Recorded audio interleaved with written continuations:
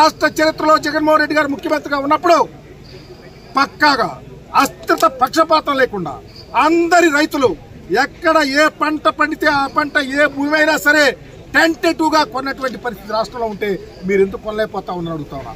అందుకనే ఈరోజు గాదె మధుసూదన్ రెడ్డి గారి యొక్క నాయకత్వంలో పర్చూరులో రైతులు బయటకు వచ్చారు. రైతులకు అండగా వైఎస్ఆర్ కాంగ్రెస్ పార్టీ ఉంటుంది.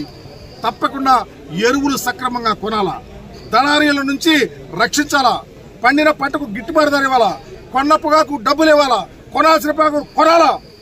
ఇదే కాకుండా ప్రభుత్వం ఇవ్వాల్సిన ఇన్పుట్ సబ్సిడీ వెంటనే విడుదల చేయాలని డిమాండ్ చేస్తూ ఎరువు కావాలా.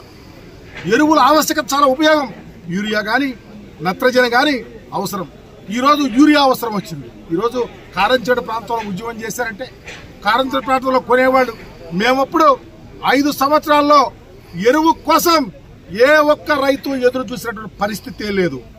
దానిలో భాగంగానే ఏ రైతైనా పంటేసుకుంటే బ్రహ్మాండంగా పండించుకున్నాడు, దిగుబడి వచ్చింది, బ్రహ్మాండంగా అమ్మాం, రైతులు సుభిక్షంగా ఉన్నారు. కానీ నువ్వు ఈరోజు 270 రూపాయలు యూరియా కట్ట ఎంత రాష్ట్ర ప్రభుత్వం అలాట్ చేసింది?